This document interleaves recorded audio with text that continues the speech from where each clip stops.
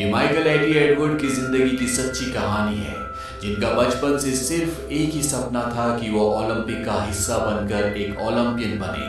लेकिन इस दुनिया के हर एक इंसान को, यहाँ तक कि उनके पिता को भी पूरा यकीन था कि वो ऐसा नहीं कर सकते। Bollywood silver screen presenting Eddie the eagle. ये कहानी शुरू होती है सन 1973 में, जहाँ पर 10 साल के एक बच्चे को दिखाया जाता है जिसका नाम माइकल एडवर्ड होता है। माइकल एक रात को घर से निकल रहा होता है, तभी उसकी मॉम उससे पूछती है कि तुम कहाँ जा रहे हो। वो कहता है कि मैं रोम जा रहा हूँ, जहाँ पर ओलंपिक है, मैं ओलंपिक में हिस्सा लूंगा। मैंने 58 सेकंड्स तक सांस रोकने का रिकॉर्ड बनाया है। दरअसल ये बच्चा एक ओलंपियन बनना चाहता है। इसकी जिंदगी का एक सपना है कि किसी भी तरह से ओलंपिक में हिस्सा ले, और ऐसा माइकल पहली बार नहीं कर रहा, बल्कि वो इसी तरह से कई बार ओलंपिक में हिस्सा लेने के लिए घर से निकल चुका है, लेकिन हर बार उसके डैड उसे वापस ले आते हैं। माइकल इतना दृढ़ निश्चयी होता है कि वो ओलंपिक में होने वाली हर एक गेम को प्रैक्टिस करता है, जिसमें उसे कई बार चोट लगती है, वो कई बार गिरता है, लेकिन इससे माइकल को कोई भी फर्क नहीं पड़ता।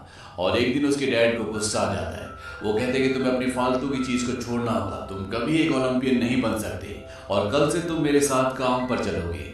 माइकल अगले दिन अपने डैड के साथ काम पर जाता है, और तभी वो देखता है कि वहां पर कुछ लोग स्कीइंग कर रहे होते हैं। और माइकल अपने डैड से कहता है कि आपने सही कहा था, मैं कभी भी ओलंपिक्स में नहीं जा सकता, अब मैं विंटर ओलंपिक्स में जाऊंगा। और इसके बाद वो भी स्कीइंग करना शुरू करता है, और इस गेम में उसे कामयाबी मिलती है, वो कई पुरस्कार जीतता है। धीरे धीरे वक्त बीतता है, और वक्त आता है सन 1987 का। माइकल आज पूरा 24 साल का हो चुका है, और जब ब्रिटिश ओलंपिक अथॉरिटी ओलंपिक्स के लिए स्की टीम को सेलेक्ट कर रही होती है, तो इसमें माइकल एडवर्ड को सिलेक्ट नहीं किया जाता। हालांकि जितने टैलेंटेड दूसरे स्की प्लेयर्स होते हैं, उतना माइकल एडवर्ड भी होता है, लेकिन उसका बिहेवियर दूसरों की तरह नहीं होता। वो एक गरीब तबके का है, वो दूसरों की तरह शिष्ट और पढ़ा लिखा नहीं लगता, इसीलिए उसे ओलंपिक के ट्रायल में भी नहीं रखा जाता। और ओलंपिक कमेटी का जो सीनियर होता है, वो माइकल एडवर्ड को कहता है कि तुम चाहकर भी कभी ओलंपियन नहीं बन सकते। इस बात से उसे बहुत दुख होता है, पूरी तरह से हताश हो जाता है, और अपने पिता के साथ काम करना शुरू कर देता है। उसके पिता एक मजदूर हैं, वो घर बनाते हैं, और वो भी अपने पिता के साथ काम पर जाता है। उसके पिता उसे बोलते हैं कि ये सब अमीरों के शौक है, तुम्हें सब कुछ छोड़कर कुछ ऐसा काम करना चाहिए जिससे तुम्हें 2 पैसे मिले। माइकल को अपने पिता की बात समझ में आ जाती है, और वो फैसला करता है कि वो स्कीइंग हमेशा के लिए छोड़ देगा। लेकिन तभी वो टीवी में देखता है कि स्की जंपिंग का मैच चल रहा होता है, और ये देखकर उसके दिमाग में एक आइडिया आता है, और वो British Olympic association headquarters London जाता है। वहां पे उसे पता चलता है कि ब्रिटेन की आखिरी स्की जंपिंग की जो टीम थी, वो सन 1929 में थी। इसके बाद कभी कोई टीम नहीं बनी, और ना ही अब कोई ऐसा प्लेयर है जो स्की जंपिंग करता है। इस बात से माइकल एडवर्ड को बहुत खुशी होती है, और वो ये तय करता है कि वो स्की जंपिंग सीखेगा। लेकिन स्की जंपिंग सीखने के लिए उसे जर्मनी जाना होगा, क्योंकि international ski jumping training camp Germany में है। हालांकि उसके डैड उसे जर्मनी जाने से, स्की जंपिंग करने से मना करते हैं। वो कहते हैं कि मैं तुम्हें प्लास्टर का काम सिखा रहा हूँ।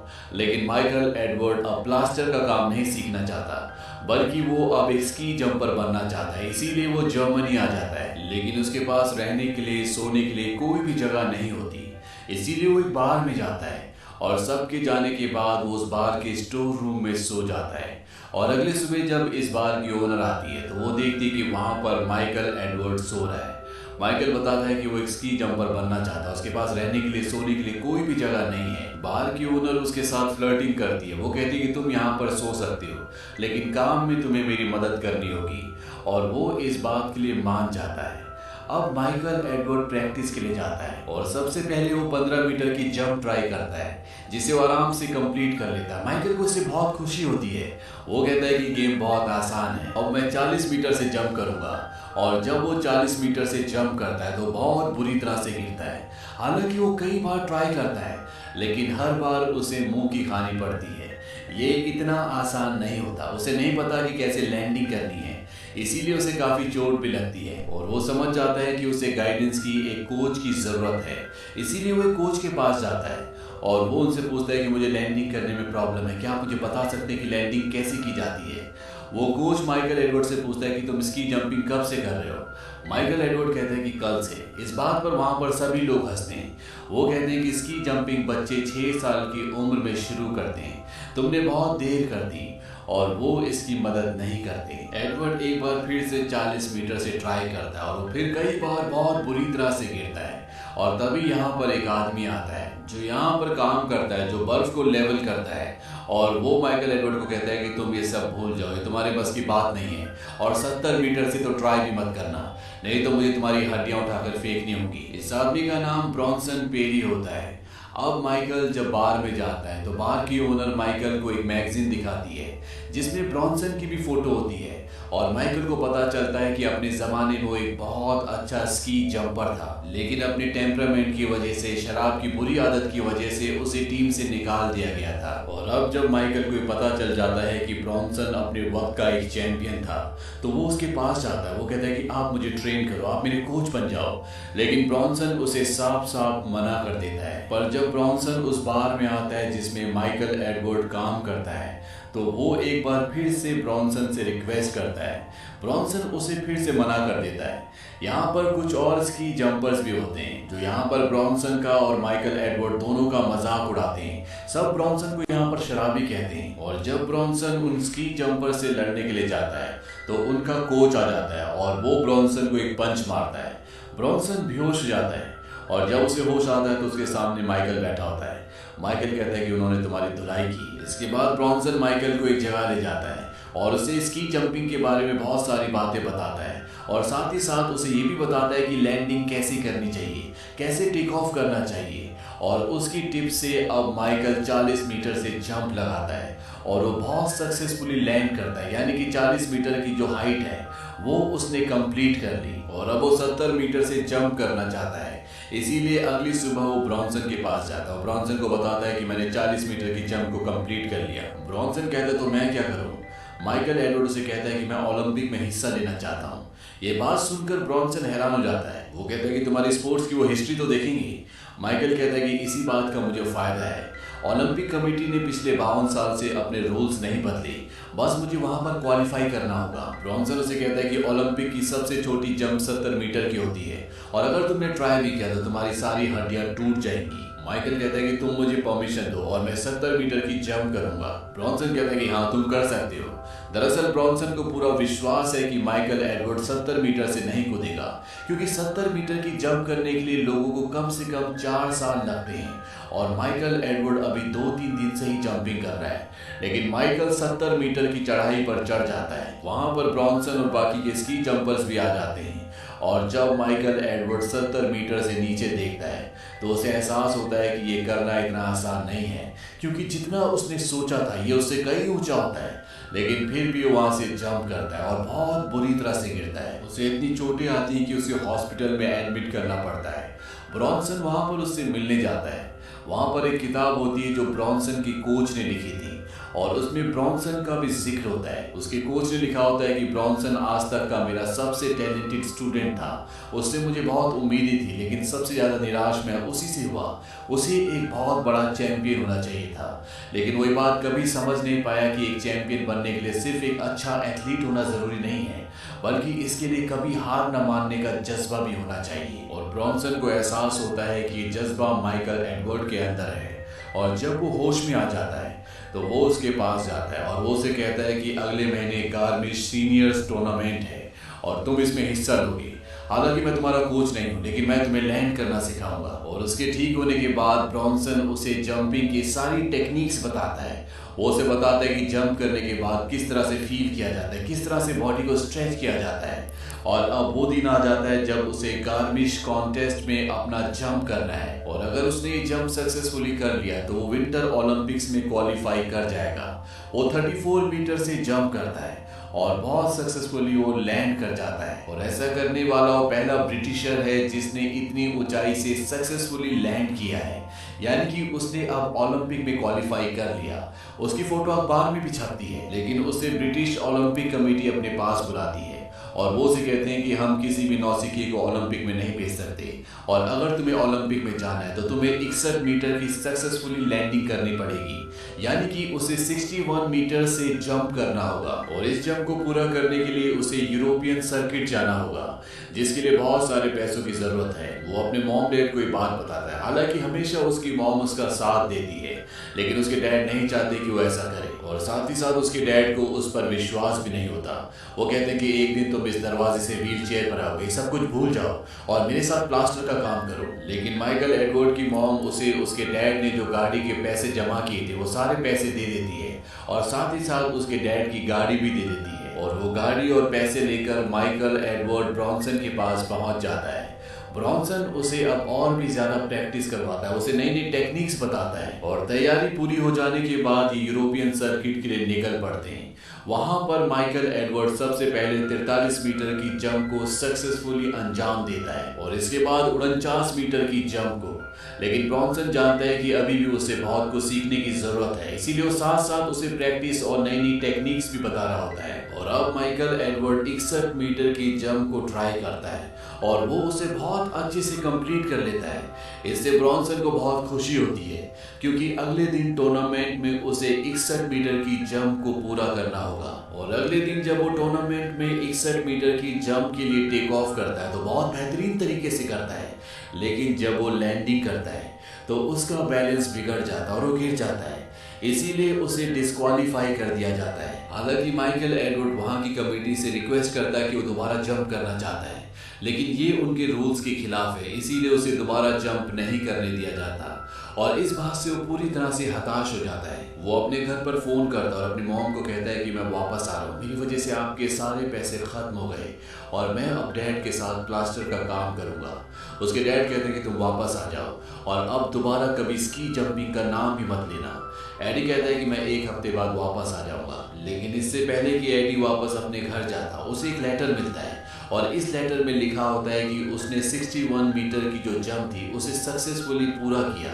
दरअसल उन्होंने जो प्रैक्टिस वाली जंप थी जिसे एडी ने सक्सेसफुली कंप्लीट किया था उसे रिकॉर्ड कर लिया होता है और अब एडी के पास लेटर है जिसमें उसने 61 मीटर्स की जंप को अच्छे से कंप्लीट किया है, इसीलिए ब्रिटिश ओलंपिक के रूल्स के हिसाब से वो ओलंपिक का हिस्सा बन सकता है। और माइकल एडवर्ड ये खुशखबरी ब्रॉन्सन को देता है, लेकिन ब्रॉन्सन नहीं चाहता कि वो अभी ओलंपिक्स के लिए जाए। वो उसे कहता है कि हमें 4 साल और मेहनत करनी चाहिए, मैं तुम्हें कोच करूंगा और जब तुम बहुत अच्छे स्की जंपर बन जाओगे तब हमें ओलंपिक में हिस्सा लेना चाहिए ताकि तुम वहां पर मेडल जीत सको। हमें ओलंपिक में इसलिए नहीं जाना चाहिए कि तुम सिर्फ वहां पर हिस्सा बनकर रह जाओ। लेकिन माइकल एडवर्ड उसकी बात नहीं मानता और वो उसके ना कहने के बाद भी इंग्लैंड चला जाता है जहां पर इस साल ओलंपिक्स होने हैं। लेकिन उसके अपने साथ के खिलाड़ी और साथ ही साथ उनकी ओलंपिक कमेटी के जो मेंबर्स होते हैं वो अभी भी एडवर्ड से खुश नहीं होते क्योंकि वो नहीं चाहते थे कि वो यहाँ तक पहुंचे और उसके साथ के खिलाड़ी जानबूझकर उसे शराब पिला देते हैं। वो कहते हैं कि ये एक अच्छा शगुन होता है जो हर एक खिलाड़ी को करना होता है। माइकल एडवर्ड शराब नहीं पीता, लेकिन उनके कहने पर वो शराब पी लेता है जिससे उसे अगली सुबह हैंगओवर हो जाता है और वो सेरेमनी पर नहीं पहुंच पाता। इस बात से कमेटी के लोग बहुत गुस्सा होते हैं और वो कहते हैं कि अब अगर तुमने ऐसी एक भी हरकत की तो अपना बोरिया बिस्तरा वापस जाने के लिए बांध लेना। यहाँ पर हमें ये पता चलता है कि माइकल एडी एडवर्ड के खिलाफ हर कोई है, कोई नहीं चाहता कि वो ओलंपिक में हिस्सा ले, कोई नहीं चाहता कि वो जीते और ना ही किसी को उसके ऊपर विश्वास है। और अब माइकल एडवर्ड की जिंदगी का वो दिन आता है जब उसे ओलंपिक में 70 मीटर की जंप करनी है और सन 1928 के बाद किसी भी ब्रिटिशर ने ओलंपिक में स्की जंपिंग नहीं करी और ना ही पहले खुद एडी एडवर्ड ने 70 मीटर की जंप की है, इसीलिए कमेंटेटर्स के पास उसके बारे में बोलने के लिए बहुत कुछ नहीं होता। और अब माइकल 70 मीटर की जंप करने के लिए स्लाइड करना शुरू करता है। उसने आज से पहले स्टेडियम में ऐसा माहौल कभी नहीं देखा, साथ ही साथ टीवी पर उसे 200 करोड़ लोग देख रहे हैं और माइकल जब जंप करता है तो वो ब्रॉन्सन की हर उस टेक्निक को इस्तेमाल करता है जो ब्रॉन्सन ने उसे सिखाई थी और वो 70 मीटर की जंप को सक्सेसफुली कंप्लीट कर लेता है। और ये अपने आप में एक रिकॉर्ड है क्योंकि आज से पहले किसी भी ब्रिटिशर ने इतनी ऊंची जंप नहीं करी। वो एक रिकॉर्ड होल्डर है। इस बात से माइकल एडी एडवर्ड बहुत खुश होता है और इस जंप के बाद उसे नाम दिया जाता है एडी द ईगल। हालांकि माइकल एडवर्ड के 70 मीटर की जंप में सबसे कम पॉइंट्स होते हैं, लेकिन वो खुश ऐसे होता है कि जैसे उसने किसी जंग को जीत लिया हो और उसे मीडिया भी बहुत कवरेज देती है। दरअसल वो सबका एंटरटेनमेंट कर रहा होता है और जब वो अपने कोच ब्रॉन्सन को कॉल करता है तो ब्रॉन्सन कहता है कि तुमने मेरी बात को साबित कर दिया, तुम सिर्फ एक मजाक एंटरटेनमेंट बनकर रह गए हो और जैसे 90 मीटर की जंप शुरू होगी सब तुम्हें भूल जाएंगे, लोगों के जहन से तुम पूरी तरह से निकल जाओगे। ब्रॉन्सन की बात सुनने के बाद माइकल एडी एडवर्ड को यह एहसास होता है कि ब्रॉन्सन बिल्कुल ठीक कह रहा है। वो एक प्रेस कॉन्फ्रेंस बुलाता है और वो कहता है कि मेरी बचकानी हरकतों के लिए मैं सबसे माफ़ी मांगता हूँ और मैंने फैसला किया है कि मैं 90 मीटर की स्की जंपिंग में भी हिस्सा लूँगा। हालांकि मैं यहाँ पर सिर्फ 70 मीटर की जंपिंग के लिए आया था, लेकिन किसी ने मुझे कहा था कि ओलंपिक में तभी जाना जब तुम कुछ बड़ा करना चाहो। माइकल एडवर्ड को ये बात उसके कोच ब्रॉन्सन ने कही थी और जब ब्रॉन्सन टीवी पर उसका ये इंटरव्यू देखता है तो पूरी तरह से हैरान हो जाता है और वो खुद भी माइकल एडवर्ड के पास आ जाता है। हालांकि माइकल ने बोल तो दिया होता है कि वो 90 मीटर की जंप करेगा, लेकिन उसे अपने ऊपर डाउट होता है। ब्रॉन्सन कहता है कि ये सिर्फ एक जंप है, जितना साहस और करेज तुम्हारे अंदर है यहाँ पर किसी भी एथलीट के अंदर नहीं है और ये तुम्हारी जिंदगी का सबसे खास पल है। ये जंप 70 मीटर की तरह होगी, बस इसमें तुम ज्यादा तेज जाओगे और ज्यादा दूर तक जाओगे। तुम्हें अपने आप पर विश्वास रखना होगा। और अब वो पल आता है जब माइकल एडी एडवर्ड को, जिसे अब ईगल भी कहा जाता है, उसे 90 मीटर की जंप करनी है। और ये सिर्फ माइकल की काबिलियत का सवाल नहीं है, बल्कि उसके कोच ब्रॉन्सन के ऊपर भी एक सवाल है, क्योंकि वो भी एक बहुत अच्छा स्की जंपर था। ब्रॉन्सन का जो पुराना कोच था जिसने किताब लिखी थी, वो अपने इंटरव्यू में कहता है कि ब्रॉन्सन से बेहतरीन स्की जंपर कोई नहीं था, लेकिन उसमें तहजीब नहीं थी, उसका रवैया खराब था, उसके अंदर अनुशासन नहीं था। उसने स्की जंपर के तौर पर इस गेम का अपमान किया है और वो कोच के तौर पर भी ऐसे ही करेगा। और अब माइकल एडी एडवर्ड अपनी 90 मीटर की जंप करता है और जब वो हवा में होता है तो सबके मुंह खुले के खुले रह जाते हैं, क्योंकि सबको पता है कि अगर एडी वहां से गिरा तो उसकी जान भी जा सकती है। लेकिन एडी लैंड कर जाता है, उसकी लैंडिंग इतनी अच्छी नहीं होती और वो पीठ के बल गिर रहा होता है, लेकिन इससे पहले कि वो पूरी तरह से गिरता वो अपने आप को संभाल लेता है और इस तरह से वो 90 मीटर की जंप को कंप्लीट कर लेता है। और ये एक नया ब्रिटिश रिकॉर्ड होता है जो आज से पहले कभी किसी ने नहीं बनाया। हालांकि 90 मीटर में भी उसका स्कोर सबसे कम होता है, लेकिन माइकल एडी एडवर्ड, जिसे अब लोग ईगल भी कहते हैं, वो सिर्फ पिछले 1 साल से स्की जंपिंग कर रहा है और सब जानते हैं कि जो उसने किया है वो लगभग नामुमकिन है। अब एडी और ब्रॉन्सन जब चेंजिंग रूम में होते हैं तब वहां पर ब्रॉन्सन का पुराना कोच आता है और वो ब्रॉन्सन को कहता है कि मैं तुम्हारे बारे में गलत था और वो उससे गले लगता है। और अंत में ये दिखाया जाता है कि जब ओलंपिक की क्लोजिंग सेरेमनी होती है तो वहां पर ओलंपिक कमेटी का जो प्रेसिडेंट होता है वो भी माइकल एडी एडवर्ड को ईगल के नाम से संबोधित करता है। और जब माइकल और ब्रॉन्सन वापस अपने देश आते हैं, यानी कि दोनों इंग्लैंड आते हैं, तो इन दोनों का एक हीरो की तरह स्वागत किया जाता है और ओलंपिक कमेटी भी अब माइकल एडी एडवर्ड को एक्सेप्ट कर लेती है। और इस तरह से माइकल, जो बचपन से ओलंपिक के सपने देखता था, आज उसने अपने सपनों को अचीव कर लिया है। और माइकल के डैड, जो कभी नहीं चाहते थे कि वो ओलंपिक के सपने देखे, वो कहते कि आज मुझे तुम पर गर्व है। और हमें बताया जाता है कि जीवन में जीत नहीं बल्कि संघर्ष मान्य रखता है। और इसी संदेश के साथ ये कहानी, ये फिल्म यहीं पर खत्म हो जाती है। ये फिल्म सन 2016 में रिलीज हुई थी। IMDb पर इस फिल्म की रेटिंग है 7.4। इस फिल्म का बजट था $23 मिलियन और बॉक्स ऑफिस पर इसने कमाई की थी $47 मिलियन की। उम्मीद करते हैं कि ये सच्ची कहानी आपको पसंद आई होगी।